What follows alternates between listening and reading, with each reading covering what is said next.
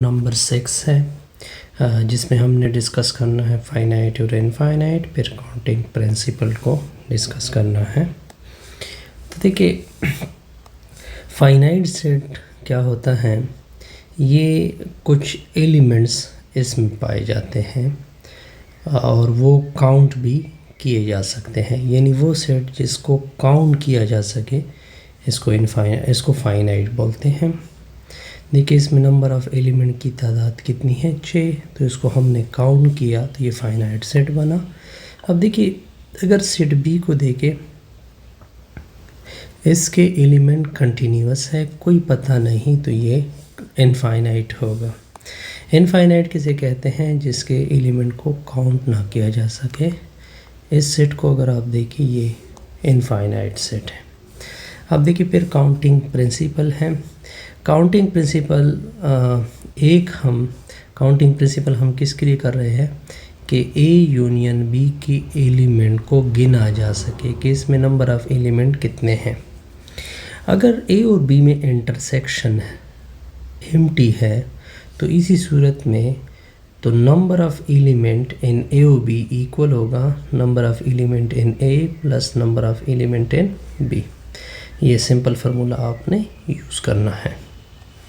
अगर ए और बी में इंटरसेक्शन है, मौजूद है, तो इस सूरत में ए यूनियन बी के जो एलिमेंट होंगे, number of A union B element का number of element in A plus number of element in B, और फिर आप इंटरसेक्शन के एलिमेंट को क्या करोगे, बाहर कर दोगे। या आप इस तरह भी कर सकते हैं कि number of element in A union B equal to number of element in A plus number of element in B minus number of element in A intersection B को साइड पे कर दोगे। अब देखिए यहाँ पे जो मैं मॉड यूज़ कर रहा हूँ, इससे और कुछ नहीं मुराद है नंबर ऑफ़ एलिमेंट इन ए, या इसको इस तरह भी मैं लिख सकता हूँ। बेहतर ये है कि आप इस तरह लिख दें। अब अगर आप 3 सेट्स हों तो और दोनों में इंटरसेक्शन भी हो, यानी A intersection B not empty है, A intersection C B not empty है, B intersection C B not empty है, और इस तरह A intersection B intersection C वो भी नॉन एम्प्टी। तो इस सूरत में फार्मूला थोड़ा मुख्तलिफ होगा। ए की एलिमेंट प्लस बी की एलिमेंट प्लस सी की एलिमेंट, फिर ये इंटरसेक्शन आप निकालोगे, फिर आप इसी इंटरसेक्शन को भी निकालोगे, फिर आप इसी इंटरसेक्शन को भी निकालोगे, सर इंटरसेक्शन, और जो लास्ट तीनों में जो इंटरसेक्शन है उसको क्या कर दोगे, प्लस कर दोगे। इसको मैं और भी यानी एक्सटेंड कर सकता हूँ। अभी इसी काउंटिंग के ऊपर एक एग्ज़ाम्पल आ रही है। टोटल नंबर ऑफ़ एलिमेंट क्या है, 60 है, और ये मालूम किया गया कि 25 न्यूज़पेपर को रीड कर रहे हैं। तो मैंने लिखा भी है नंबर ऑफ़ एलिमेंट, ये मैं वो ले रहा हूँ, ठीक हो गया, इसको साइड पे कर देते हैं। ये मैगज़ीन है। देखिए न्यूज़पेपर वाले को मैंने एन से डिनोट किया है। इसके में कितने मेंबर हैं, 25। अब अगर आप देखें 60 पीपल, ये 60 पीपल यानी सारे को मैं सर्वे को मैं दे रहा हूँ, यानी एन यूनियन टी टाइम को पढ़ रहे हैं, और फॉर्चून को, सारों का रिज़ल्ट किसकी इक्वल है, 60 के। अब आपसे क्या पूछा जा रहा है, 26 टाइम को रीड कर रहे हैं, 26 फॉर्चून को भी रीड कर रहे हैं, 9 रीड कर रहे हैं बोथ न्यूज़ वीक और फॉर्चून को। तो देखिए इसको मैं दोनों को रीड कर रहे, दोनों को इंटरसेक्शन बोलते हैं। तो इन इंटरसेक्शन ये न्यूज़ हो गया, ये फॉर्चून हो गया। नेक्स्ट क्या है, 8 रीड टाइम और फॉर्चून, तो टाइम दोनों हो गए, बोथ का लॉज है, तो इस वजह से मैंने ये यहाँ पे इंटरसेक्शन लिखा हुआ है। 3 read all the newspaper, 3 read all the newspaper मतलब ये इन सारों की क्या हो जाएगी, इंटरसेक्शन हो जाएगी। अब आपसे क्या पूछा जा रहा है, find the number of people who read at least one of the 3 magazine. वो सा फाइंड कर दे कि जिसमें सारे के सारे क्या कर रहे हो, एक न्यूज़पेपर को क्या कर रहे हो, रीड कर रहे हो। दोबारा देखें, सॉरी ये चीज़ मैंने गलत लिखी है, इसको मैं थोड़ा सा साइड, क्योंकि इसमें कॉमन। अब देखिए कहते हैं कि आप वो बताइए जिसमें सारे, देखिए अगर हम यूनियन को देखें, A union F union T को देखें, इसमें सारे वो है जिसमें न्यूज़पेपर भी है, फॉर्चून भी है और टाइम भी है, यानी एटलीस्ट सारे आ चुके हैं इसमें। तो हमने इसको फाइंड करना था, तो मैंने फार्मूला लिया number of element in F in an F. तो ये फार्मूला मैंने ऊपर से उठाया है, इसकी वैल्यू ऊपर क्या है 25, 26, 9। तो इसको क्या, तो ये ऐसे हैं जिसमें एटलीस्ट सारे क्या कर रहे हैं, एक एक पढ़ रहे हैं। Fill in the Venn diagram with the correct value in 8 region. अब देखिए कहते हैं कि 8 रीजन की वैल्यू बताए। 8 रीजन ज़ाहिरी बात है। अब देखिए ये यूनियन का हिस्सा है, यूनियन टोटल, ये यूनिवर्सल है, सॉरी ये वो यूनिवर्सल था जो 60 का कहा था, ठीक हो गया। यूनिवर्सल की तादाद कितनी है, 60 है, ओके हो गया। अब देखिए इससे मैं 8 रीजन वाला हिस्सा निकाल रहा हूँ ना, यानी अगर मैं हिस्से निकाल कर लूँ 1 2 3 4 5 6 7 8, ये 8 हमने 8वां रीजन फाइंड करना है। अगर मैं देखिए 7 हिस्से तो फेल हो चुके हैं, 7 हिस्से तो क्या हो चुके हैं, फेल हो चुके हैं। इसकी वैल्यू भी आ चुकी है कि इसमें टोटल कितने हैं, 52 हैं। तो इसका मतलब है कि बाहर वाले हिस्से को मैंने क्या करना है, सब काउंट करना है। तो 60 से मैं कितना निकालूँगा, 52। अब आगे क्या है, find the number of people who read exactly 1 newspaper. अब देखिए वन पेपर। अब देखिए अगर मैं देखूँ जो सारे, अगर आप इस वेन डायग्राम को देखें, ये देखिए ये हिस्सा जिसमें सिर्फ न्यूज़पेपर है, जिसमें सिर्फ टाइम्स है, जिसमें सिर्फ क्या है, परचून है, ये वो वाले हिस्से हैं जिसमें सिर्फ एक चीज़ के ऊपर क्या किया जाता है, फोकस करता है। अब सारों के हिस्सों को मैंने, इसमें 8 हिस्सा आ जाएगा, इसमें 10, इसमें 12, तो टोटल कुल मिला के 30 आ जाएगा। अब अगर आप देखें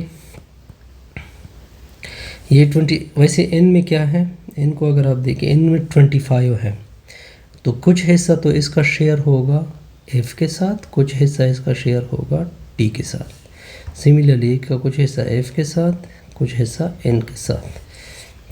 आप देख सकते हैं ये मैंने n के साथ ये कुछ इस तरह, तो 17, 9, 18, 17, तो ये उसमें क्या आ जाएगा 7, इस तरह हिस्से आ जाते हैं, ठीक हो गया।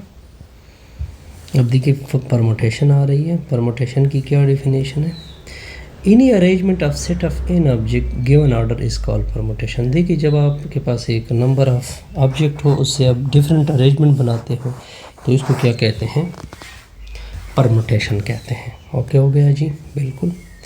The number of permutation of an object taken. अब देखिए फॉर एग्जांपल आपके पास एन ऑब्जेक्ट है, इसे आपने आर में उसको ऑर्डर देना है, तो आप लिखोगे एन परमुटेशन आर, फार्मूला हो जाएगा एन फैक्टोरियल नीचे एन माइनस आर का फैक्टोरियल।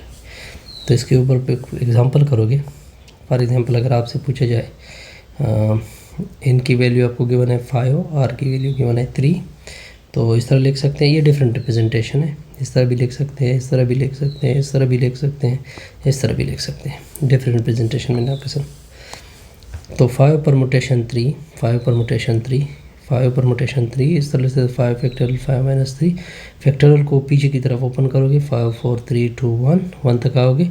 2 फैक्टोरियल को लेंगे 2 मल्टीप्लाइड 1, तो ये कैंसिल होंगे, ये 12, ये 12 मल्टीप्लाइड बाई 5, 12 मल्टीप्लाइड बाई 5 से 60 आता है ना, 12 मल्टीप्लाइड बाई 5 से 60, 60 को 2 से 60, इसका आंसर क्या आ जाएगा 60। बड़ा आसान सा। Types of some. तो देखिए नंबर 2 किस्म के हैं, विद ज़ीरो, विदाउट ज़ीरो। तो यहाँ भी हम परमुटेशन का एक तरीका बताएंगे, ठीक हो गया। वर्ड रिपीटेड भी कर सकते हैं, नॉन रिपीटेड भी कर सकते हैं। इस तरह डिफरेंट केसेस को इसको मैंने क्या किया हुआ है, डिवाइड किया हुआ है। एग्जांपल से इस चीज़ को क्लियर कर देते हैं। विद नॉन ज़ीरो, अगर फॉर एग्जांपल एक नंबर में सारे नॉन ज़ीरो हो, फॉर एग्जांपल ठीक है, आपने 3 डिजिट के हिसाब 3 डिजिट बनाने हैं, इससे 3 डिजिट वाला हिस्सा बनाना है, तो आपने सिंपल NPR का फार्मूला लेना है। यहाँ पे 4 पुट करना है, यहाँ पे 3 पुट करना है, तो 4 फैक्टोरियल 4 माइनस 3, तो इससे ऊपर वाले से 24 आ जाएगा।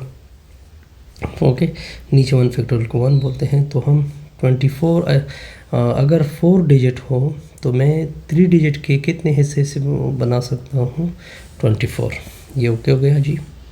अब देखिए ये सारे नॉन ज़ीरो है, लेकिन इसमें रिपीटिशन है।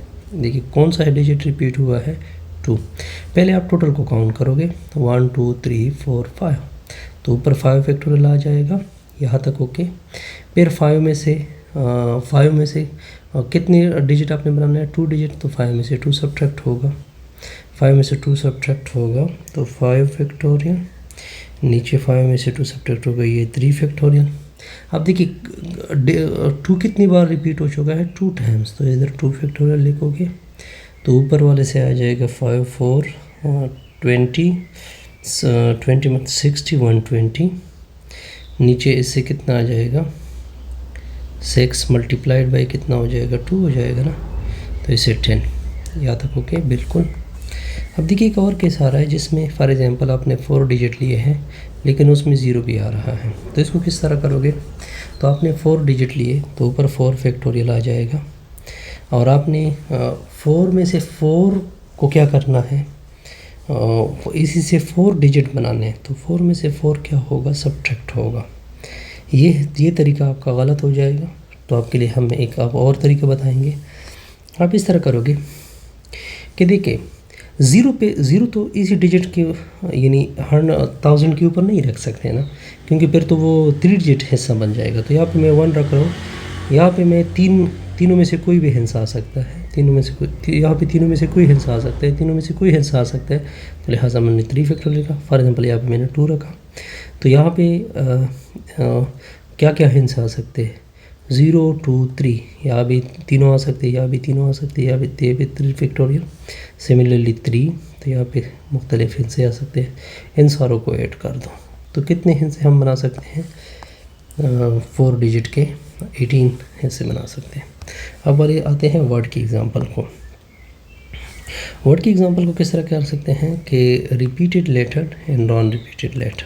देखिए ये नॉन रिपीटेड लेटर है, तो इसका सिंपल तरीका ये है कि जब इसमें रिपीटिशन आप नहीं करना चाहते, क्या नहीं करना चाहते रिपीटिशन, तो आप सिंपल लिखोगे 3 फैक्टोरियल, ऐसे कितना आएगा 6। अब इसे 6 अल्फ़ाबेट की तरतीब दे सकते हैं। पेन से सिमिलरली इसमें आपकी रिपीटिशन नॉट अलाउड है, तो आप 3 फैक्टोरियल डायरेक्ट करो, इसे 6 आप मैंने बनाए भी हैं डिफरेंट, तो इस तरह बना सकते हैं। ओके, सिमिलरली पेंट में कोई भी डिजिट कोई भी अल्फ़ाबेट रिपीट भी नहीं है, तो इसका सिंपल फार्मूला ये है कि जितने नंबर ऑफ़ लेटर हैं उसका क्या ले लें, फैक्टोरियल ले लें, वो आपको फार्मूला हो जाएगा। अब देखिए यहाँ पे मसला यहाँ पे होगा, repetition allowed and repetition not allowed. अब देखिए यहाँ पे रिपीटिशन अलाउड हो रही है, देखिए आपकी पी कितने टाइम्स रिपीट हो रहा है, टोटल पहले काउंट करोगे 6 फैक्टोरियल हो जाएगा, तो जो रिपीट है उसको आप नीचे लिखोगे डिवीजन में, तो इससे कितना आएगा 360। सिमिलरली एप्टीट्यूड में टोटल कितने हैं 8 फैक्टोरियल, इसमें रिपीटिशन टी की कितने टाइम हो चुके हैं 2 टाइम्स, उससे डिवाइड करोगे तो इसको खुद काउंट करेगी। बहरहाल मैंने कैलकुलेशन की है, लेकिन इसको प्लीज़ वेरीफाई कर दें। सिमिलरली इसका भी रिज़ल्ट। जैसे हमारी ये वीडियो का कंप्लीट।